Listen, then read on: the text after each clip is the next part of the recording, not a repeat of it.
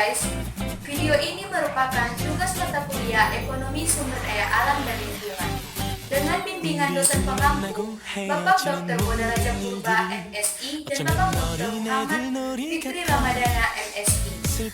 Kami dari kelompok 3, nama saya sendiri Rosmelinda Sigalingking dan 3 teman saya, Anissa Andra Pitaloka, Lydia Violencia Burkini, dan Santika Sinara.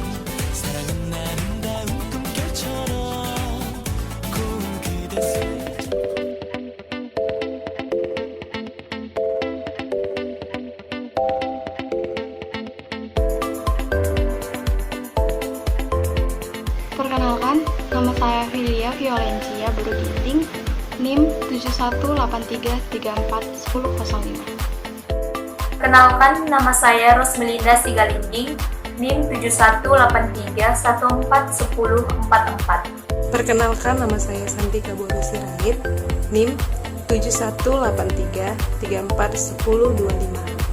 Hai teman-teman, perkenalkan nama saya Anissa Andra Pitaloka dari jurusan Pendidikan Ekonomi kelas C tahun 2018. NIM saya 7183141049. Kami akan membahas tentang konsep kelangkaan sumber daya alam dan masalah lingkungan. Yang pertama, pengertian kelangkaan. Kelangkaan dapat diartikan sebagai suatu kondisi di mana kebutuhan manusia sangat tidak terbatas, sementara sumber daya untuk memenuhi kebutuhan tersebut sangatlah terbatas. Jadi, kelangkaan terjadi karena jumlah kebutuhan lebih banyak daripada jumlah barang dan jasa yang telah tersedia. Selanjutnya, kita akan membahas tentang jenis-jenis sumber daya alam. Jenis-jenis sumber daya alam. Sumber daya alam adalah sesuatu yang berguna dan mempunyai nilai di dalam kondisi di mana kita menemukannya. Sumber daya alam itu meliputi semua yang terdapat di bumi, baik yang hidup maupun benda mati yang dapat dimanfaatkan bagi manusia. Berdasarkan wujud fisiknya, sumber daya alam dibedakan menjadi 4, yaitu sumber daya lahan, sumber daya hutan, sumber daya air, dan sumber daya mineral. Berdasarkan proses pemulihannya, sumber daya alam dibedakan menjadi 2, yaitu sumber daya alam yang dapat diperbaharui seperti air, udara, tanah, matahari, hewan, dan tumbuhan. Berdasarkan jenisnya, sumber daya alam dibedakan menjadi sumber daya alam non-hayati atau abiotik seperti bahan tambang, tanah, dan air. Sumber daya alam hayati atau biotik seperti hewan, tumbuhan, dan mikro. Selanjutnya, kegagalan pasar dalam mengelola sumber daya alam. Kegagalan pasar terjadi apabila mekanisme pasar tidak dapat berfungsi secara efisien dalam menghasilkan mengalokasikan sumber-sumber ekonomi yang ada dalam masyarakat. Dalam hal ini, mekanisme pasar akan menyebabkan barang yang dihasilkan menjadi terlalu banyak atau terlalu sedikit, dan dalam hal yang sangat ekstrim, kegagalan pasar akan menyebabkan pasar tidak terjadi sehingga pasar dan jasa tertentu tidak dihasilkan oleh pasar tersebut. Esensi timbulnya kegagalan pasar timbul karena masyarakat tidak bertindak secara kooperatif, sebab perilaku kooperatiflah yang akan menyebabkan terjadinya kondisi Pareto optimal. Selanjutnya akan dibahas aspek kelangkaan sumber daya alam. Pada dasarnya, pola ekonomi tidak lepas dari upaya manusia sebagai pelaku utama ekonomi dalam memenuhi segala kebutuhannya. Tak hanya pemenuhan kebutuhan, kepuasan juga merupakan aspek yang berusaha dicapai oleh manusia. Salah satu permasalahan dalam ekonomi adalah adanya kelangkaan sumber daya alam sebagai sarana pemuas dan pemenuhan kebutuhan manusia. Sedangkan kebutuhan dan keinginan manusia tidak terbatas, bahkan terus bertambah seiring perkembangan zaman. Masalah ketersediaan dan kelangkaan sumber daya alam pada dasarnya itu terbatas dan langka sifatnya, baik dalam dimensi waktu maupun ruang. Kelangkaan itu bisa terjadi karena terbatasnya ketersediaan sumber daya alam pada suatu tempat sehingga tidak memenuhi kebutuhan lokal atau wilayah tertentu. Konsep kelangkaan sumber daya ini adalah sangat bermanfaat sebagai dasar dalam menganalisis tingkat produksi dan konsumsi yang optimal sehingga memenuhi kebutuhan manusia kini dan masa datang. Ada 4 yang termasuk ke dalam indikator ekonomi kelangkaan sumber daya alam dan energi, yaitu yang pertama, harga komoditi sumber daya alam, kedua sewa, ketiga biaya produksi, dan keempat elastisitas substitusi masukan lain terhadap sumber daya alam. Masalah lingkungan hidup yang sangat menonjol adalah timbulnya polusi akibat pemanfaatan sumber daya alam tersebut. Seperti yang di atas, masalah lingkungan meliputi masalah pencemaran air, pencemaran udara, pencemaran tanah. Sebagai contoh, kita akan membahas lebih lanjut pencemaran air yang disebabkan oleh sampah plastik. Untuk mengetahui lebih lanjut, yuk dengerin dan simak penjelasan berikut. Selanjutnya, saya akan membahas tentang masalah negara pemberi sampah terbanyak. Seperti yang kita ketahui, pada tahun 2015, hasil penelitian data dikatakan bahwa negara Indonesia menempati posisi kedua sebagai penyumbang sampah plastik ke lautan dunia. Selain Indonesia, negara yang menempati 5 posisi besar dengan jumlah sampah plastik terbanyak yang dibuang ke lautan yaitu yang pertama, Cina. Cina membuang sampah plastik sebanyak 262,9 ton. Dan selanjutnya, negara Indonesia. Negara Indonesia 187,2 ton. Selanjutnya, Filipina sebanyak 83,4 juta ton. Selanjutnya, Vietnam 55,9 juta ton. Selanjutnya, Sri Lanka 14,6 juta ton. Selanjutnya, sampah yang tidak terkelola dan pola masyarakat membuang sampah di sungai ataupun di kawasan pesisir menjadi faktor pendukung adanya sampah lautan. Hal tersebut yang membuat terkumpulnya sampah di lautan. Dari sampah-sampah tersebut terdapat beberapa jenis sampah plastik yang paling banyak ditemukan, yaitu yang pertama, botol plastik, yang kedua, tutup botol, yang ketiga, bungkus makanan, yang keempat, kantong plastik, yang kelima, minuman plastik, yang keenam, sedotan, yang ketujuh, jenis plastik lainnya, dan yang kedelapan, styrofoam. Sebenarnya, terdapat beberapa solusi yang dapat dilakukan menurut Sekretariat Kabinet dan Republik Indonesia, yaitu kebijakan memanajemen sampah yang benar di darat adalah kunci utama yang secara signifikan akan berubah terhadap pengurangan jumlah sampah laut. Persoalan sampah sudah menjelma menjadi siklus yang tak berujung, bahkan sudah menjadi momok bukan hanya untuk Indonesia, tetapi juga di dunia. Di Indonesia, status darurat sampah sudah selayaknya tersemat dan disandingkan dengan persoalan-persoalan kritis lain, seperti darurat narkoba dan darurat korupsi.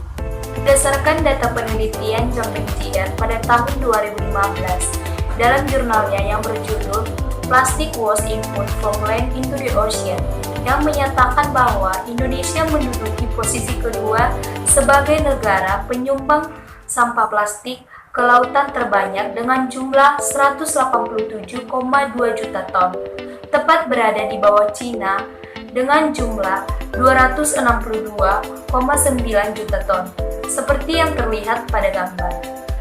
Angka itu bukan tidak mungkin akan meningkat setiap tahunnya, bahkan dapat berkali-kali lipat. Seperti dilansir dari Science Mag, peningkatan jumlah sampah plastik dari 1950 hingga 2015 mengalami peningkatan sebanyak 190 kali dengan rata-rata peningkatan sebesar 5,8 ton per tahun. Sejauh ini, pemerintah Indonesia sudah berada di koridor yang benar dengan menjadikan sampah sebagai ancaman jangka panjang dan menetapkan target pengurangan sampah di lautan hingga 70% sampai tahun 2025. Beberapa langkah pun telah diambil, seperti menyiapkan sejumlah regulasi untuk pembatasan sampah plastik, Peraturan Presiden Nomor 97 Tahun 2017 tentang Kebijakan Strategis Nasional yang kemudian diturunkan menjadi Kebijakan Strategis Daerah, merupakan salah satu contoh regulasi yang telah dikeluarkan. Pada gambar ini dapat kita lihat bagaimana pengelolaan sampah di Indonesia. Sebanyak 60% sampah ditimbun di TPA atau tempat pembuangan akhir. Sebanyak 10% sampah dikubur. Sebanyak 7% sampah dikelola menjadi kompos dan didaur ulang. Begitu juga banyaknya sampah yang tidak dikelola, yaitu 7%. Dan yang terakhir adalah sampah yang dibakar sebanyak 5%. Sesuai pembahasan di awal, Indonesia merupakan penyumbang sampah plastik terbesar kedua di dunia. Masih ingatkah dengan pemberitaan mengenai 6 kg sampah plastik yang ditemukan di dalam perut bangkai paus sperma di Wakatobi? Saat ditemukan, paus malang itu dikelilingi sampah plastik dan potongan-potongan kayu. Saat perut paus dibelah, ternyata di dalamnya juga berisi beragam sampah plastik seberat kurang lebih 6 kg. Dapat kita lihat seperti gambar berikut ini. Sampah-sampah di dalam perut paus ini terdiri dari plastik keras 19 buah sebesar 140 gram, botol plastik 4 buah 150 gram, kantong plastik 25 buah 260 gram. Ada pula sepasang sendal jepit seberat 270 gram, hingga tali rafia 3,6 kg dan gelas-gelas plastik. Untuk mengurangi pembuangan sampah plastik ke lautan, dapat dilakukan dengan cara mengurangi pemakaian plastik yang dilakukan oleh semua pihak dan harus berperan aktif dalam mewujudkan hal ini. Bisa juga dilakukan dengan memilah sampah yang mana harus dibawa ke bank sampah atau ke tempat industri daur ulang agar tidak masuk ke perairan. Itu dia masalah data pencemaran sumber daya air atau laut di Indonesia. Selanjutnya kita akan membahas tentang merek plastik di Indonesia.